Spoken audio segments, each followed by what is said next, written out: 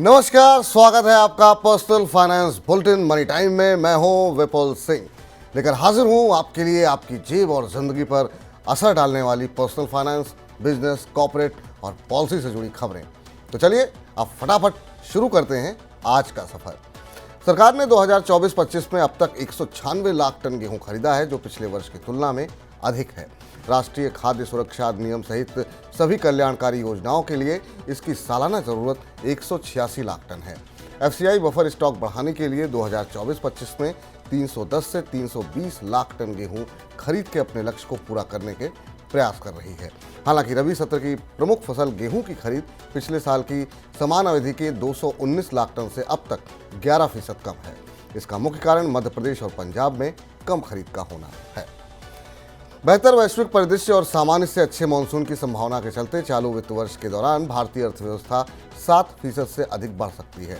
National council for employed economic research के मुताबिक GST collection, PMI, बिजली खपत, माल ढुलाई जैसे संकेत घरेलू अर्थव्यवस्था की मजबूती को दर्शा रहे हैं। आईएमएफ और डब्ल्यूटीओ ने भी चालू वर्ष के दौरान भारतीय अर्थव्यवस्था के लिए अच्छे संकेत दिए हैं। बाजार नियामक सेबी ने म्यूचुअल फंड नियमों में संशोधन करने का निर्णय लिया है। नए नियमों के मुताबिक एसेट मैनेजमेंट कंपनियों को संभावित बाजार दुरुपयोग पर लगाम लगाने के लिए संस्थागत व्यवस्था बनानी होगी। सेबी ने कहा कि इसमें फ्रंट रनिंग, इनसाइडर ट्रेडिंग और संवेदनशील जानकारी के दुरुपयोग सहित विशिष्ट प्रकार के कदाचार की पहचान, निगरानी और समाधान के उपाय शामिल होने चाहिए। भारत का शुद्ध तेल आयात बिल चालू वित्त वर्ष 2024-25 में बढ़कर 104 अरब डॉलर हो सकता है। ये 2023-24 में 96 अरब डॉलर था। रेटिंग एजेंसी इकरा ने कहा कि ईरान इजरायल संघर्ष बढ़ने से आयात के मूल्य पर दबाव बढ़ सकता है। इकरा ने कहा कि भारत की तेल आयात निर्भरता उच्च स्तर पर बने रहने का अनुमान है। अगर रूसी कच्चे तेल की खरीद पर छूट मौजूदा निम्न स्तर पर बनी रहती है तो उम्मीद है कि भारत का शुद्ध तेल आयात बिल वित्त वर्ष 2023-24 में 96 अरब डॉलर से बढ़कर वित्त वर्ष 2024-25 में 104 अरब डॉलर हो जाएगा। यह अनुमान कच्चे तेल की औसत कीमत $85 पर बैरल पर लगाया गया है। ऊंची कीमत के बावजूद जनवरी-मार्च में वैश्विक स्तर पर सोने की मांग 3% बढ़कर के 1238 टन हो गई है। ये 2016 के बाद सबसे मजबूत तिमाही रही। वर्ल्ड गोल्ड काउंसिल ने अपनी वैश्विक रिपोर्ट में कहा कि मार्च के बाद सोने की कीमत सर्वकालिक उच्च स्तर पर पहुंच गई है। हालिया उछाल के पीछे कई कारण हैं, जिनमें भू राजनीतिक जोखिम में वृद्धि और चल रही व्यापक आर्थिक अनिश्चितता शामिल है। केंद्रीय बैंकों की ओर से मजबूत मांग, ओवर द काउंटर निवेश और डेरिवेटिव बाजार में बढ़ी खरीद ने सोने की कीमत को बढ़ाने में योगदान दिया है। जल्द ही यूपीआई के जरिए रुपए क्रेडिट कार्ड से भुगतान करने वालों को फीस देनी पड़ सकती है। National payment corporation of India UPI के जरिए क्रेडिट और डेबिट कार्ड से भुगतान पर इंटरचेंज फीस लगाने पर विचार कर रही है। हालांकि ये इंटरचेंज फीस क्रेडिट कार्ड पर लगने वाली फीस की तुलना में कम होगी। क्रेडिट कार्ड पर इंटरचेंज फीस 1.8 से 2% तक है। यूपीआई पर इंटरचेंज फीस 1 से 1.2% तक हो सकती है। वर्तमान में यूपीआई पर क्रेडिट कार्ड से भुगतान पर कोई इंटरचेंज फीस लागू नहीं है। भारतीय रिजर्व बैंक ने बैंकों और वित्तीय संस्थानों को ब्याज वसूलने में अनुचित तौर तरीके न अपनाने के निर्देश दिए हैं। इसके अलावा आरबीआई ने कर्ज पर वसूले गए अतिरिक्त शुल्क को लौटाने का भी आदेश दिया है। आरबीआई को ऋणदाताओं से ब्याज वसूलने में कुछ अनुचित गतिविधियों का पता चला है।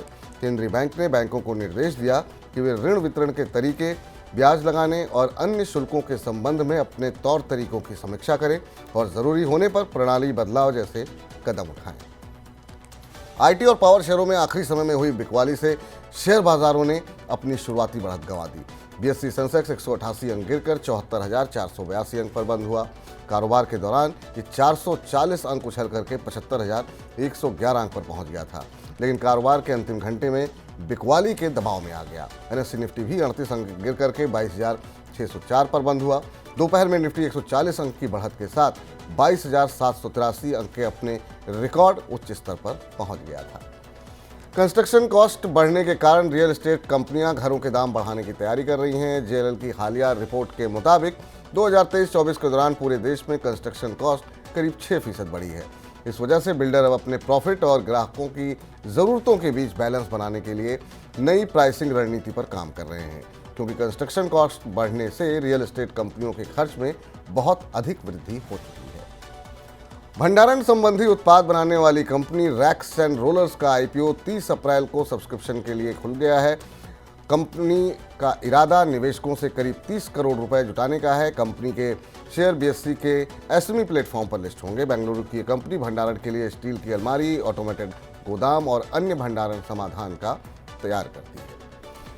तो चलिए, ये थी आज की प्रमुख खबरें। अब वक्त हो गया है आप सभी लोगों से विदा लेने का। अब आपसे मुलाकात होगी कल। पर्सनल फाइनेंस से जुड़ी खबरों को पढ़ने, सुनने और उनसे जुड़े खास कार्यक्रमों को देखने के लिए आप मनी9 के सुपर ऐप को ज़रूर डाउनलोड कर लें। और अब आप मनी9 के ऐप पर पर्सनल फाइनेंस से जुड़ा कोई भी सवाल पूछ सकते हैं। आपको स्टॉक से रिलेटेड कुछ पूछना है, म्यूचुअल फंड में निवेश करना है या फिर टैक्स से जुड़ा कोई सवाल है, तो सीधे पूछे अपने एक्सपर्ट से, कहीं भी कभी भी, सिर्फ मनी9 पर। नमस्ते दोस्तों, मेरा नाम अजय केडिया। अगर आपको कमोडिटी मार्केट में निवेश करना है या कमोडिटी से जुड़े कोई भी सवाल पूछने हो तो मुझसे पूछ सकते हैं, कभी भी, कहीं भी। आपको मिलेंगे आपके कमोडिटी के सभी जवाब। कहाँ? टॉक टू एक्सपर्ट सेक्शन में मनी9 के ऐप पर। डाउनलोड करें ऐप नाउ।